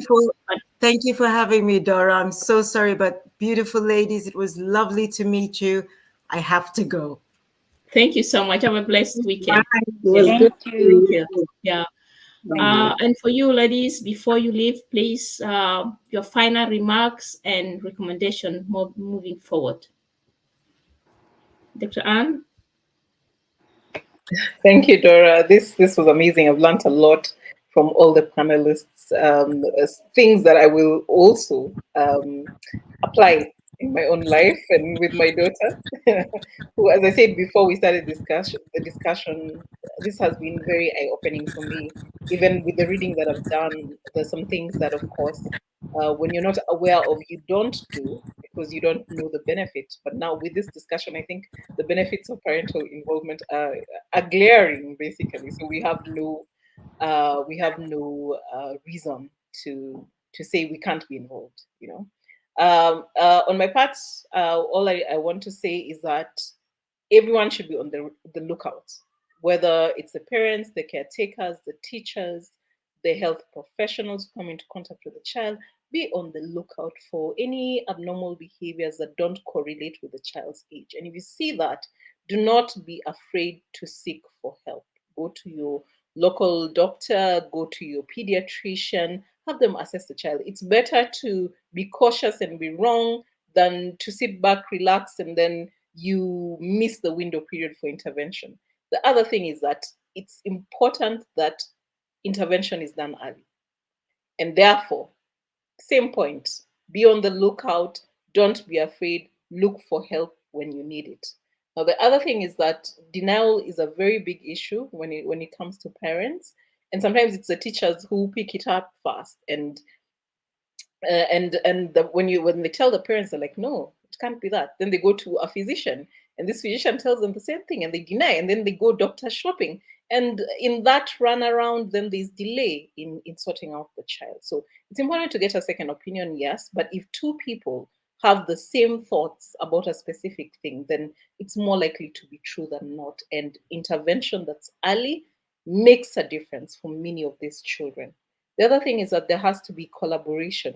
This virtual discussion is the first step. I mean, I have never been on a panel with educators, with people who are doing social work, with people who are doing psychology that involves communities and all that. And it's important for there to be collaboration so that information can be shared and people can come up with solutions that are holistic for these learning disabilities and learning issues.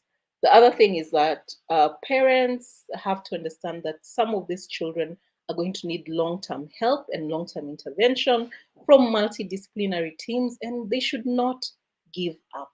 Yeah, follow-up is important, consistency is important. It makes a difference. And if there is need, and most of the time there's need, then family therapy, psychological counseling is something that needs to be done. Also, collaboration between public, private sectors to find resources to help these children and set up facilities that can sort out these children is important. Specifically for the medical professionals, we should be vigilant so that we don't miss out the children who actually have issues and disabilities that will affect them. And it's better when we pick them up early. For the pediatricians, we do reviews at certain months of life. It starts from 6 weeks to 24 months. And it's important to do that and be vigilant so that intervention is done early. And for parents, please, please, please, please, you're the ones who direct our eye towards where the issue is. So if you've noticed a problem, because you're the one who's always with this child, for us, we get to see them for 5 to 15 minutes. So we might not even realize that there's a problem. You are the ones to tell us, okay, I think there's something wrong, and this is what I've seen. What do you think? And then the health professional can assist you. So thank you so much, Dora. This was an amazing topic. I am so glad to have been part of this panel, and I'm grateful to all my fellow panelists. I've really learned a lot. Thank you so much. Thank you so much. It's a pleasure having you. Please, Regina, give us your final remarks and recommendations moving forward. Yeah, thank you very much again, everybody. And this is really good. What I would like to share, and this is to my community, to parents. I know people are working really very hard. I know we are facing a lot of challenges, but please find 15 minutes or 20 minutes for your child every day when they come home. That's, sometimes that all the time a child need to talk to a parents because they don't want, but if you give them that attention to ask them how they day went, what's going on, are they up with their homework, with their work, are they struggling with things, all these kind of things. So I know it's different. It's a different environment. When we grew up, things were totally different. Like you go to school, you come home. I don't think many people were so engaged in their children learning. They provide food, let them play, and it works at that time. And here there are challenges, and the most important thing is to ask for help. And everybody have said the same thing, and I would like to echo that. I remember I mentioned something that when I was as a parent, I'm still a parent. He's grown up now, so I'm like, when I was a parent, I'm still a parent. So when my son was, I think he was 7 or 8, he came home. He told me, "Mom, I'm really upset. Something happened in school today." So I said, "What was it?" He said, "They are making this fundraising, and they said they're going to help children. They're going to build a school in Africa, and they did not mention where in Africa, and that offended me." So, and I'm like, "So what did you do?" He said, "I went to the principal, and I told them that." And I said, so principal actually called me, and she said, "This is what your son did, and I am really sorry. And then we will make sure we will add which country in Africa, which village in Africa," something like that. So things like that. So that actually made me happy. I'm like, oh, he probably had those kind of things. And Sarifa mentioned something about living in South Africa.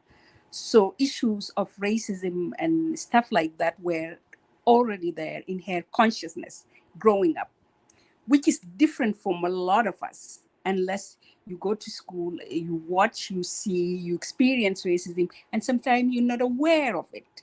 Children too, sometimes they are not aware of it.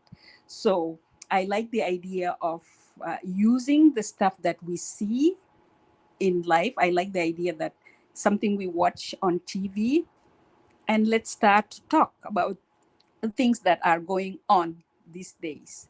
And of course, in school, these are the topics they talk about. That's what we teach students, like to be conscious about racism, about justice system. And sometimes teachers who teach those things, they are not practicing that. If I, as a teacher, I experience racism, so what about the children? And I know that most of the time, our children, Black children and indigenous children in this country, they are demonized. They are seen as threat before they are seen as bad kid. So it's important that we work together and we work with other people who have experienced those kind of things. With indigenous people, we collaborate with those communities and we work together. So nobody can do it alone. No parent can do it alone. Our student should not have to,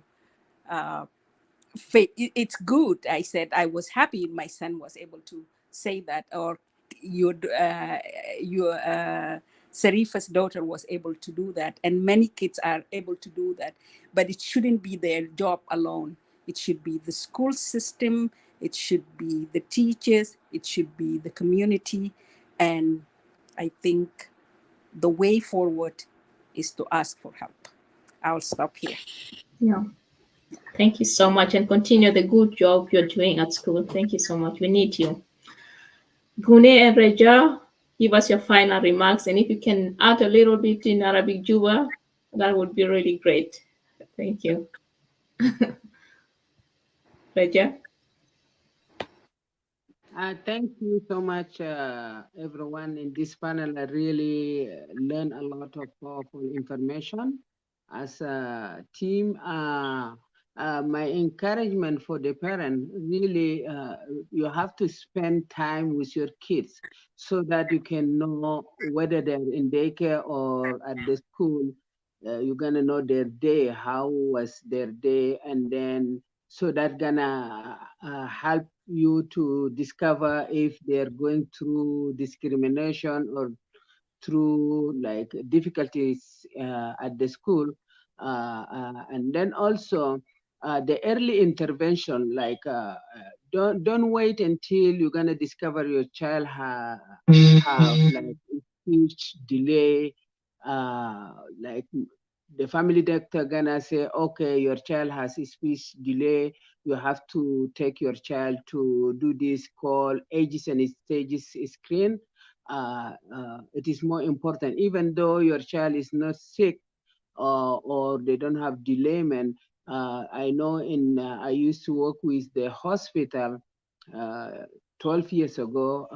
We do the first screen for the ages and stages, and then before entering the school age, so we can know the delayment. And then after that, if we did it 2 times, we saw the red flag, and then we're gonna send the parent to the hospital, because the teacher or the doctors, the psychologist doctor, they're gonna do another big test so that the child will have a good result, and then intervention if they're gonna send them to the pathology to help them for speech delay. Like, as immigrants, sometimes we don't want to do that, but I know Canadian or the other immigrants, they do this when the child their age 1 year until 6 years before entering the school age. Don't wait. I know sometimes always we have excuse about أننا مشغولين نجي اشتغل نجي جرى في واحد شغل 2 شغل, but even though تجي بجروزة or child جانا تاك ما قامل كويس, and then too late, your child gonna for God's sake, you're gonna end up taking those medication. It is prevention. It is better than intervention, better than prevention. This is why I really encourage parents as immigrants or refugees seek also attend parenting. We want to discover maybe your child behaving the way you don't want. When you attend the programs like parenting programs, like to teach them good and right from wrong, so that you can discipline them. I know here in Alberta, they have the law, you can spank your kids, but the other province, you cannot spank your kids or you cannot hit your kids. We're gonna be about like against the law. But if you learn these skills or how to discipline your kids instead punishment, this is more powerful. This is why I really like this today. This conversation is so powerful. Thank you for everybody. Thank you for your input, Raja. Thank you so much. Gune, now you have the last word, and yeah, go on. Okay, before Anna Buonusu, there was somebody asking about Keep Up Show. So there was a brother asking, the show is back.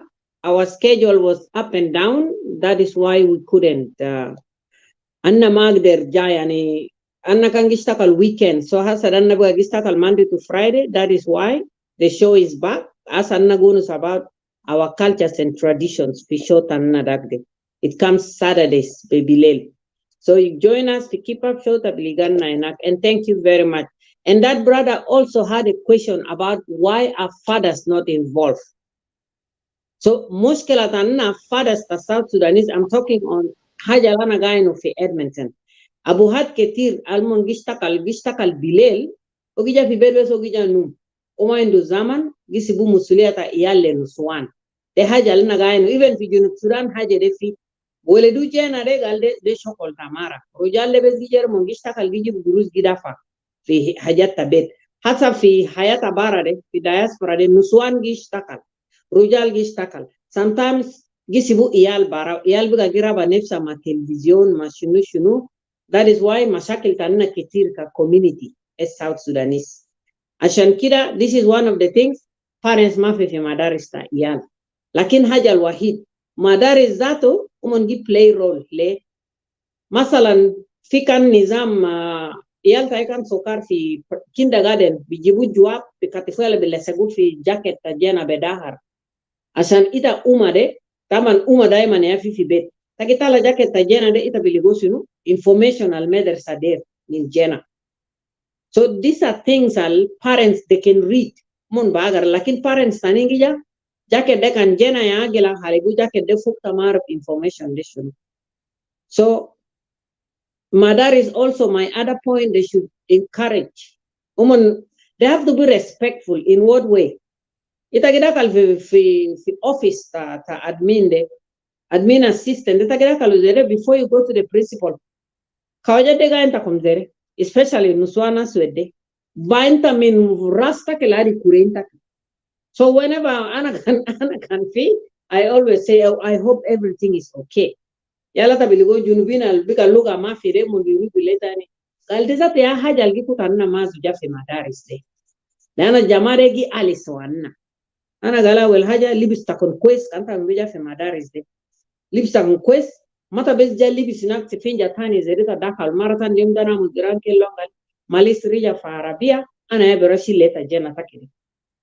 Ya zamana wasul fa arabia to ana bara kella ana gal please. Kenna kamanja where usa quest wusha ne deep ino anna ready to take care of our kids. Kenna bedma gum minun to aka jama jelibia tanna ka Sudan alves parents zerede zol jamo fi medersa. De batal. De hajal jamaregi alisu anna junubinde. So kaman junubinde keranna copy min kere let me say Nigerians ole munu swanta ninde. Umon gile bisne tif mon gijana de ozol mutaalim ogijib jana to fi medersa. So anna keramul haja quest asan mudersinde bikteri manna at least. You know, and then my final thing is karanna gishtakal as a team with the school. Ask a lot of questions. Example, reja kelim nuswanta Somali gamul shinu. Somali in mind luga, lakin o bijama banato mon sogara al gaga rasa fi jamaade. Banade agiter jim lomon. We have a large number ta junubin al fi jama, al fi high school, al kira. Uyal tanna de umon gihibu volunteer better than the parents. Because parents they can limu siasa ta junub Sudan ya bezgo nusu umon taninde rujalinde magige fi Juba ina. Lakin siasa re bonusu, siasa gonusu, ita babaro sunukira gebelia vidakal ugebila re. Focus takom fi iyal tatako. We are all doing our best because we all want the best for our family. And as I always say, we are the change our communities have been waiting for. If we don't do it, nobody can do it for us. Thank you very much. Amen. We are the change our communities are waiting for. That's a very good summary of everything. Thank you so much. I've learned a lot, and it's been really a pleasure moderating this session, learning from you all phenomenal women. There was also a question about why there are not men in the panel. This is not a one-time conversation. There's going to be a follow-up, and we're going to include the parents, the men, the fathers, the sons, the daughters, and all community members. So if you want to join us for the next panel discussion, please let us know, write to us. So thank you so much. Have a blessed weekend, and we'll be back again with a different topic soon. Thank you so much for following us, and thank you so much, Aisha, for being so patient, waiting for us to finish this conversation. Thank you. Have a nice weekend. Thank you. Bye-bye, everyone.